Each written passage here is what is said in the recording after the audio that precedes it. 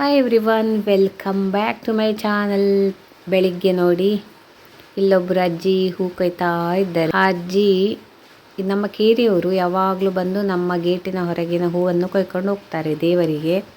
ನೋಡಿ ಈ ರೀತಿ ಇದೆ ನಮ್ಮ ಗೇಟು ಅಲ್ವಾ.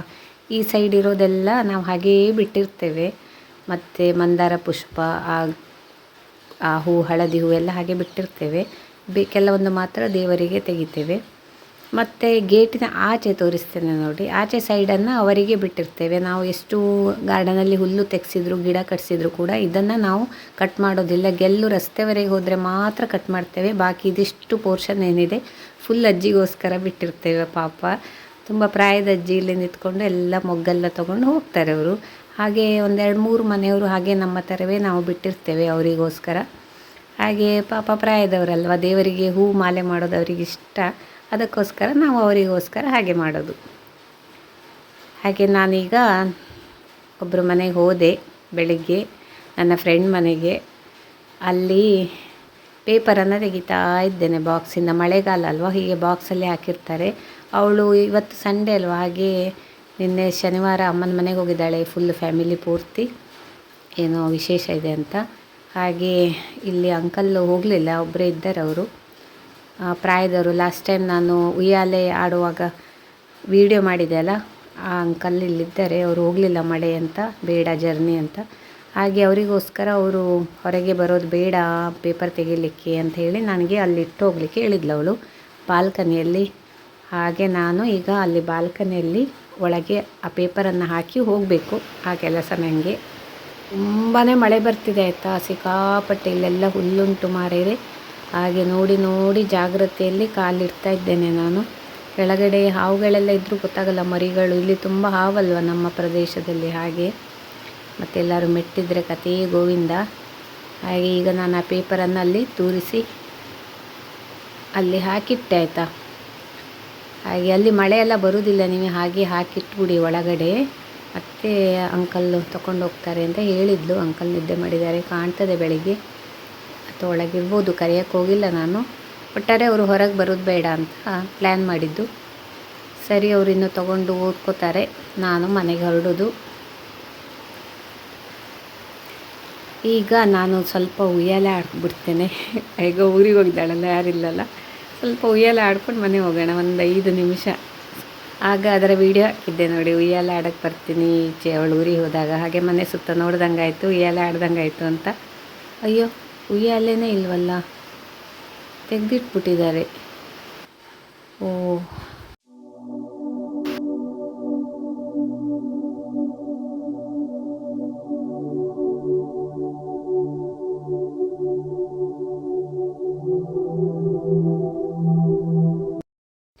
ನಂಗೆ ಒಮ್ಮೆಲೆ ತುಂಬ ಬೇಸರ ಆಗೋಯ್ತಾಯ್ತಾ. ಖುಷಿಯಿಂದ ಇವತ್ತು ಸುಮಾರು ದಿನ ಆಯ್ತಲ್ಲ ಉಯ್ಯಾಲೆ ಆಡ್ಕೊಂಡು ಬರೋಣ ಅಂತ ಪ್ಲ್ಯಾನ್ ಹಾಕ್ಕೊಂಡಿದ್ದೆ ನಾನು. ಹಾಗೆ ಪೇಪರ್ ಹೇಗೂ ಕೊಡಲಿಕ್ಕೆ ಹೇಳಿದ್ಲಲ್ವಾ, ಅದಕ್ಕೋಸ್ಕರ ಅಂತ ಬರ್ತಿರ್ಲಿಲ್ಲ. ಪೇಪರ್ ಕೊಟ್ಟಾದ ಮೇಲೆ ಒಂದು ಸ್ವಲ್ಪ ಉಯ್ಯಾಲೆ ಆಡ್ಕೊಂಡು ಹೋಗೋಣ ಅಂತ ಮಾಡಿದ್ದೆ. ಆದರೆ ಇಲ್ಲದೆ ಹೋಯ್ತಲ್ಲ. ಹೀಗೆ ಅಲ್ವಾ ಕತೆ ಆಗೋದು. ಇದಾದರೆ ಒಂದು ಉಯ್ಯಾಲೆ ವಿಷಯ ಆವಾಗೆಲ್ಲ ಆಡ್ತಿದ್ದೆ, ಬಂದು ಹೋಗಲಿ ಬಿಡಿ, ಮತ್ತೊಂದಿನ ಬಂದು ಆಡ್ಕೊಂಡಾಯಿತು. ಮಳೆಗಾಲ ಮುಗಿದ್ಮೇಲೆ ಹೇಗೂ ಹಾಕ್ತಾರೆ, ಅದೆಲ್ಲ ವಿಷಯ. ಆದರೆ ಲೈಫಲ್ಲಿ ಹೀಗೆ ಅಲ್ವಾ, ನಾವು ಕೆಲವೊಂದು ವಿಷಯಗಳಿಗೆ ತುಂಬ ಆಸೆ ಪಟ್ಟಿರ್ತೇವೆ, ಇಷ್ಟಪಟ್ಟಿರ್ತೇವೆ. ಏನೋ ಹಾಗೆ ಆಗಬೇಕು ಹೀಗೆ ಆಗಬೇಕಂತ ಮಾಡಿರ್ತೇವೆ. ಯಾವುದೂ ಕೂಡ ನಮ್ಮ ಎಣಿಕೆ ಹಂಗೆ ಆಗಲ್ಲ, ಅದು ವಿರುದ್ಧವೇ ಇರುತ್ತೆ. ಪರಿಸ್ಥಿತಿ ಚೇಂಜೇ ಸಿಕ್ಬಿಡುತ್ತೆ ಅಲ್ವಾ. ಮನುಷ್ಯರೇ ದೂರ ಹೋಗಿಬಿಡ್ತಾರಂತೆ, ಕೆಲವೊಮ್ಮೆ ಇನ್ನೂ ತಿರುಗಿ ಬಾರದಷ್ಟು ದೂರ ಹೋಗಿಬಿಡ್ತಾರೆ. ಹಾಗೆ ವಸ್ತುಗಳೆಲ್ಲ ಯಾವ ಲೆಕ್ಕ ಅಲ್ವಾ. ಹಾಗೆ ಜೀವನದಲ್ಲಿ ಎಲ್ಲವೂ ಕೂಡ ನಾವು ಹೇಗೆ ಪರಿಸ್ಥಿತಿ ಬರುತ್ತೆ ಹಾಗೆ ಅದನ್ನು ಎಕ್ಸೆಪ್ಟ್ ಮಾಡಿಕೊಂಡು ಮುಂದೆ ಹೋಗ್ತಾ ಇರಬೇಕು. ಇಲ್ಲದಿದ್ದರೆ ತುಂಬ ಕಷ್ಟ ಆಗಿ ಹೋಗುತ್ತೆ. ಮನುಷ್ಯರಾಗಲಿ ವಸ್ತುವಾಗಲಿ ಯಾವುದನ್ನು ಪರ್ಮನೆಂಟಾಗಿರುತ್ತೆ ಅಂತ ನಂಬ್ಕೊಂಡಿರೋಕ್ಕೆ ಸಾಧ್ಯ ಇಲ್ಲ, ಯಾವುದೂ ಶಾಶ್ವತ ಅಲ್ಲ. ಆದರೆ ಹೇಗೆ ನಮ್ಮ ಜೀವನದಲ್ಲಿ ಪರಿಸ್ಥಿತಿಗಳು ನಮ್ಮ ಎದುರಿಗೆ ಬರುತ್ತೆ, ಆ ಪರಿಸ್ಥಿತಿಗೆ ತಕ್ಕ ಹಾಗೆ ಮನಸ್ಥಿತಿಯನ್ನು ನಾವು ರೆಡಿ ಮಾಡಿಕೊಂಡು ಮುಂದೆ ಹೋಗ್ತಾ ಇರಬೇಕು. ಏನಂತೀರಾ? ಹಾಗೆ ನಾನು ಹೊರಟೆ ಅಲ್ಲಿಂದ. ಅದು ಮರದ ಉಯ್ಯಾಲೆ ಅಲ್ವಾ, ಮಳೆ ಸಿಡಿಯತ್ತಲ್ಲೆಲ್ಲ ಹಾಳಾಗತ್ತೆ ಅಂತ ತೆಗೆದಿಟ್ಟಿರ್ಬೋದು. ಗೇಟ್ ಹಾಕಿ ಮಳೆ ಸಿಕ್ಕಾಪಟ್ಟೆ ಬರ್ತಿದೆ. ಇನ್ನು ಮನೆಗೆ ಹೋಗಬೇಕು. ಮನೆಯಲ್ಲಿ ಕೆಲಸಗಳು ತುಂಬಾ ಇದೆ. ನೋಡಿ ರೋಡೇ ಕಾಣಿಸ್ತಿಲ್ಲ, ಅಷ್ಟಕ್ಕೊಂದು ಮಳೆ. ನನ್ನ ಫ್ರೆಂಡ್ ಮನೆಗೆ ಜೋಕಾಲಿಗೆ ಬಾಯ್ ಬಾಯ್ ಹೇಳ್ತಾ ಹೊರಟೆ ನಾನು. ಇನ್ನು ಮನೆಗೆ ಗೆಸ್ಟ್ ಬರಲಿಕ್ಕಿದ್ದಾರೆ ಮಾರೀರಿ.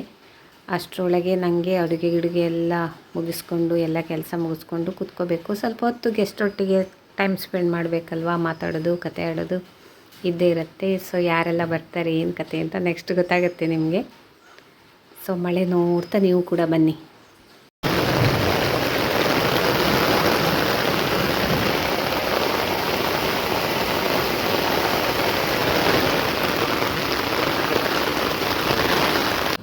ಹಾಗೆ ಅಡುಗೆ ಎಲ್ಲ ಮುಗಿಸಿದೆ.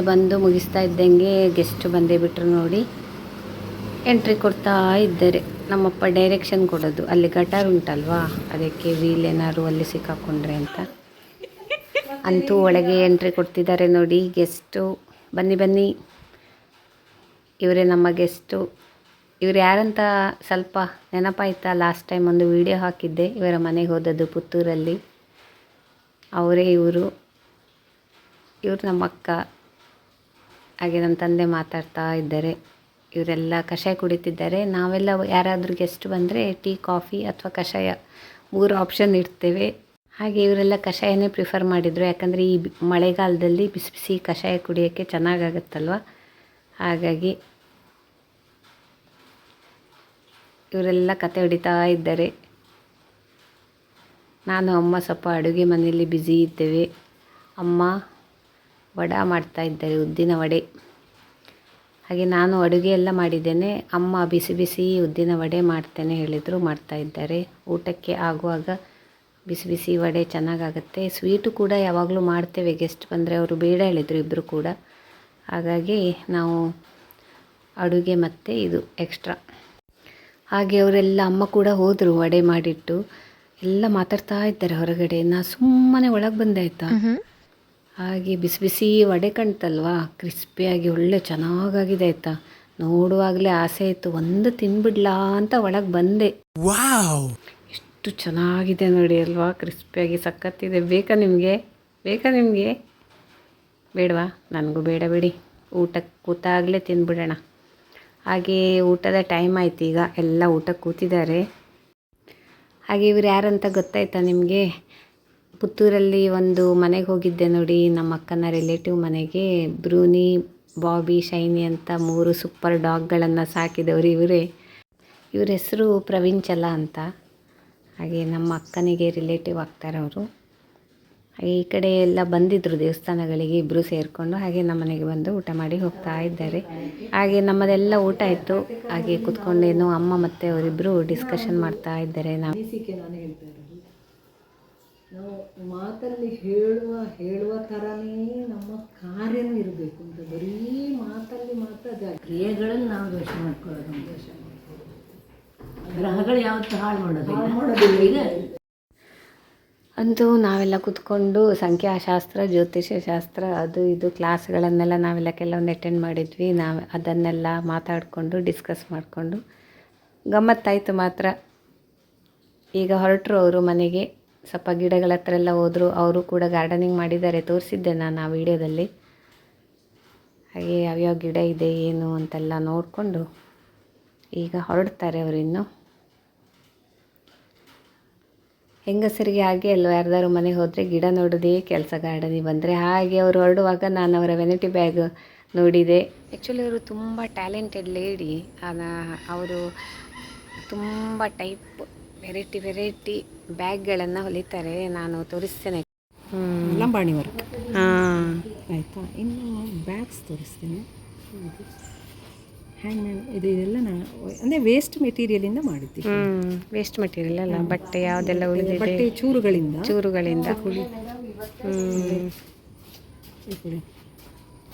ಅಲ್ಲ.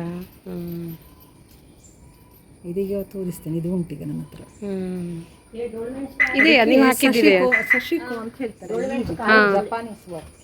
ಜಪಾನೀಸ್ ವರ್ಕಿಂದ. ಅಲ್ಲ, ಇದರಲ್ಲಿ ಕಾಣ್ತಾ ಉಂಟಲ್ಲ, ಏನು ಉಳಿದ ಪೀಸಿಂದ. ಹಾಗೆ ಅವರ ಮನೆ ಹೋದಾಗೆ ಇದ್ದಿರಲಿಲ್ಲ, ಇಲ್ಲದ್ರೆ ತೋರಿಸ್ತಿದ್ರು. ಎಲ್ಲರಿಗೆ ಫ್ರೆಂಡ್ಸಿಗೆ ಇವರಿಗೆ ಗಿಫ್ಟ್ ಕೊಟ್ಬಿಡ್ತಾರಂತೆ ಹೊಲಿದಿದ್ದೆಲ್ಲ. ಅವ್ರಿಗೆ ಒಂದು ಇಂಟ್ರೆಸ್ಟ್ ಅದು. ಒಬ್ಬ ಬಿಟ್ಟಿದ್ದೀರಿ ಪುನಃ ಶುರು ಮಾಡಬೇಕೆಲ್ಲ ಕೊಟ್ಟು ಕೊಟ್ಟು ಕೊಟ್ಟಿದ್ದೀನಿ. ಮತ್ತೆ ಸ್ಟಾರ್ಟ್ ಮಾಡಬೇಕು. ಒಂದು 200 ಬ್ಯಾಗ್ಸ್ ಎಲ್ಲ ನಾನು ಕಡಿಮೆ ಹೊಲಿದಿರ್ಬೋದು. ಅಂದರೆ ಒಂದು ಹೊಲಿದಾಗ ಇನ್ನೊಂದು ಹೊಲಿಯುವುದಿಲ್ಲ ಹಾಗೆ ಅಲ್ವಾ. ಭಾರಿ ಚಂದ. ಇದು ಜೀನ್ಸ್ ಪ್ಯಾಂಟ್. ಓ ಅಲ್ವಾ. ಜೀನ್ಸ್ ಇದು ಪ್ಯಾಂಟಿನ ಡಿಸೈನ್ ಎದುರಿಗೆ ಬರ್ತದೆ. ನನಗೆ 6 ದಿವಸ ಹಿಡಿದಿದ್ದೆ, ಕೈಯಲ್ಲೇ ಹೊಲಿದದ್ದು ಫುಲ್. ಲಾಸ್ಟ್ ಫಿನಿಶಿಂಗ್ ಮಾತ್ರ ಮೆಷಿನಲ್ಲಿ ಮಾಡಿದ್ದು, ಬಾಕಿ ಎಲ್ಲ ಹ್ಯಾಂಡ್ ಎಂಬ್ರಾಯ್ಡ್ರಿ. ಇದು ಭಾರಿ ಚಂದ ಉಂಟು. ಇದು ಸ್ಯಾಟಿನ್. ಇದು ಕೂಡ ನೋಡಿ ಅಷ್ಟು ಉಂಟು. ನೋಡಿದ್ರಲ್ಲ ಎಷ್ಟೆಷ್ಟು ವೆರೈಟಿ ಬ್ಯಾಗ್ಗಳು. ನನಗಂತೂ ತುಂಬ ಇಷ್ಟ ಇಂಥ ಬ್ಯಾಗ್ಗಳು. ಹಾಗೆ ಇಲ್ಲಿ ನಾವು ಈ ರೀತಿ ಡಿಸ್ಕಸ್ ಮಾಡ್ತಿದ್ದೇವೆ, ಅಲ್ಲಿ ಅಮ್ಮ ಮಗಳನ್ನು ನೋಡಿ ಅಲ್ಲಿ ಯಾವುದೋ ಗಿಡದ ಎಲೆಗಳನ್ನು ತೆಗಿತಾ ಇದ್ದಾರೆ. ಅಂದರೆ ನಮ್ಮದು ಮೆಡಿಸಿನಲ್ ಪ್ಲ್ಯಾಂಟ್ ಕೂಡ ಇದೆ ಅಲ್ಲ, ರೆಸಿಪಿಗೆ ಮೆಡಿಸಿನಿಗೆ ಆಗುವಂಥದ್ದು. ಅದೇ ನಗಾಡ್ತಾ ಇದ್ದೆ. ನಾವು ಬ್ಯಾಗ್ ನೋಡೋದು ಅವರಲ್ಲಿ ಎಲೆ ಕೀಳ್ತಾ ಇದ್ದಾರೆ ಅಂತ. ಮೋಸ್ಟ್ಲಿ ಎಲೆ ಎಲ್ಲ ಕಿತ್ತಾಗಿರ್ಬೋದು. ಆಯಿತಾ, ಅವರಿಗೆ ಅರಿವೇ ಇಲ್ಲ, ಅದು ಮಾತಲ್ಲಿ ಮುಳುಗಿದಾರಲ್ವ. ಪೂರ್ತಿ ಗಿಡ ಪೂರ್ತಿ ಖಾಲಿ ಆದಮೇಲೆ ಎಚ್ಚರ ಆಗುತ್ತಾ ಅಂತ ಅವರಿಗೆ. ಮಾತಲ್ಲಿ ಮುಳುಗಿದ್ದಾರೆ ಅಮ್ಮ ಮಗಳು. ದೊಡ್ಡ ಮಕ್ಕಳಂದರೆ ಹಾಗೆ ಅಲ್ವಾ, ತಂದೆ ತಾಯಿಗೆ ಹಿರಿಯ ಮಕ್ಕಳು ಫ್ರೆಂಡ್ ಹಂಗೆ. ಅಂತೂ ಅಕ್ಕ ಎಲ್ಲ ಹೊರಟರು, ಅವಳೇ ಡ್ರೈವಿಂಗ್ ಮಾಡ್ಕೊಂಡು ಬಂದದ್ದು. ಹಾಗೆ ಇವರಿಬ್ಬರು ಅತ್ತಿಗೆ ಸೇರಿಕೊಂಡು ದೇವಸ್ಥಾನವೆಲ್ಲ ಸುತ್ತಾಕಿ ಬಂದಿದ್ದಾರೆ. ಹಾಗೆ ನಮ್ಮ ಮನೆಗೂ ಬಂದು ಈಚೆ ಬಂದಿದ್ರಲ್ವ, ಬಂದು ಊಟ ಮಾಡ್ಕೊಂಡು ಹೋದರು. ಗಮ್ಮತ್ತಾಯಿತು. ಟಾಟಾ ಬೈ ಬೈ ಹೇಳ್ತಿದ್ದಾರೆ ನೋಡಿ. ಅಕ್ಕ ಹೊರಡ್ತು ಸವಾರಿ ಅವರದ್ದು. ಹಾಗೆ ಅಪ್ಪ ತಿರ್ಗಾ ಡೈರೆಕ್ಷನ್ ಕೊಡ್ತಿದ್ದಾರೆ, ಗಟಾರಲ್ಲಿದೆ ಈಚೆ ಬಾ ಆಚೆ ಬಾ ಅಂತ. ಅಕ್ಕನಿಗೆ ಗೊತ್ತಿದೆ, ಯಾವಾಗೂ ಬರ್ತಾ ಇರ್ತಾಳಲ್ಲ, ಆದರೂ ಕೂಡ ಅಪ್ಪನಿಗೆ ಮಗಳು ಸೇಫಾಗಿ ಹೋಗ್ಬೇಕಂತ. ಹಾಗೆ ಟಾಟಾ ಬಾಯ್ ಬಾಯ್ ಹೇಳಿ ಹೊರಟರು. ಬಾಯ್ ಬಾಯ್.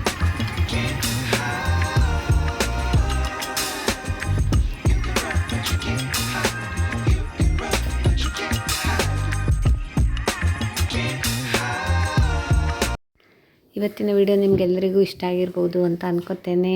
ನೋಡಿ, ಯಾರಲ್ಲಿ ಏನೆಲ್ಲ ಟ್ಯಾಲೆಂಟ್ ಇದೆ ಅಂತ ಗೊತ್ತಾಗಲ್ಲ ಅಲ್ವಾ. ಆ್ಯಕ್ಚುಲಿ ಇವರ ಬ್ಯಾಗಿನ ವಿಷಯ ನನಗೆ ಗೊತ್ತಿತ್ತು, ಅಕ್ಕ ಹೇಳಿದ್ಲು. ಆದರೂ ಕೂಡ ನಾನು ನೋಡಿರಲಿಲ್ಲ. ಅಕ್ಕನ ರಿಲೇಟಿವ್ ಅಲ್ವಾ, ಅವರ ಮನೆಗೆಲ್ಲ ಹೋಗೋದು ತುಂಬ ಅಪರೂಪ. ಮೊನ್ನೆ ಫಸ್ಟ್ ಹೋದದ್ದು. ಹಾಗೆ ಇವತ್ತು ಇವರು ಬಂದದಕ್ಕೆ ನನಗೆ ಅವರ ಗ್ಯಾಲರಿಯಲ್ಲಿದ್ದ ಎಲ್ಲ ವೆನಿಟಿ ಬ್ಯಾಗ್ಗಳನ್ನು ತೋರಿಸಿದ್ರು ಹೊಲಿದಿದ್ದ. ಹಾಗಾಗಿ ನೋಡೋಕ್ಕಾಯ್ತು. ಹಾಗೆ ನಿಮಗೂ ಕೂಡ ಯಾವುದೆಲ್ಲ ಟ್ಯಾಲೆಂಟ್ ಇದೆ ಅದನ್ನು ವೇಸ್ಟ್ ಆಗೋಕ್ಕೆ ಬಿಡಬೇಡಿ. ಬ್ಯಾಗ್ ಹೊಲಿತೀರೋ, ಡ್ಯಾನ್ಸ್ ಮಾಡ್ತೀರೋ, ಹಾಡು ಹೇಳ್ತಿರೋ, ಎಲ್ಲನೂ ಕೂಡ ಬದುಕಿರುವಷ್ಟು ದಿನ ನಮ್ಮಲ್ಲೇನು ಒಳ್ಳೊಳ್ಳೆ ಒಂದು ಟ್ಯಾಲೆಂಟ್ ಅಂತ ಗೊತ್ತಾದರೆ ಆ ಟ್ಯಾಲೆಂಟನ್ನು ಇನ್ನೂ ಕೂಡ ಅಭಿವೃದ್ಧಿಪಡಿಸೋಕ್ಕೆ ವಿಚಾರ ಮಾಡಿ ಜನರಿಗೆ ಉಪಕಾರ ಆದರೂ ಆದೀತು ಅಲ್ವಾ. ಹಾಗೆ ನಮಗೂ ಕೂಡ ಮನಸ್ಸಿಗೆ ತೃಪ್ತಿ ಇರುತ್ತೆ, ಸಾಯೋದ್ರೊಳಗೆ ಏನೋ ಒಂದು ಒಳ್ಳೇದು ಮಾಡಿದ್ದೇನೆ, ಏನೋ ಮಾಡಿದೆ ಅಂತ. ಏನೂ ಒಂದು ಒಳ್ಳೆ ಕೆಲಸ ಮಾಡಿದೆ ಸಾಯೋದಕ್ಕಿಂತ ಏನಾದ್ರು ಒಂದು ಒಳ್ಳೆ ಕೆಲಸ ಮಾಡಿಕೊಂಡು ಮತ್ತೆ ತೃಪ್ತಿಯಿಂದ ಹೋಗೋದು ಒಳ್ಳೇದಲ್ವಾ. ಏನಂತೀರಾ? ಇರೋದೊಂದು ಜೀವನ ಮಾರಿರಿ, ಸಿಕ್ಕಿದ್ದೊಂದು ಜೀವನ. ಇರುವಷ್ಟು ದಿನ ಆದಷ್ಟು ಎಷ್ಟೇ ಕಷ್ಟ ಇರಲಿ ಖುಷಿಯಿಂದ ಇರೋಕ್ಕೆ ಪ್ರಯತ್ನ ಮಾಡೋಣ. ನಾವು ಖುಷಿಯಾಗಿರೋಣ, ಬೇರೆಯವರನ್ನು ಕೂಡ ಖುಷಿಯಾಗಿರೋಕ್ಕೆ ಬಿಟ್ಬಿಡೋಣ. ಏನಂತೀರಾ ಅಲ್ವಾ. ಇನ್ನೊಂದು ಬೆಸ್ಟ್ ವಿಡಿಯೋದೊಂದಿಗೆ ಮೆಸೇಜೊಂದಿಗೆ ಮತ್ತೆ ಸಿಗ್ತೇನೆ. ಅಲ್ಲಿವರೆಗೆ ಟೇಕ್ ಕೇರ್, ಬಾಯ್.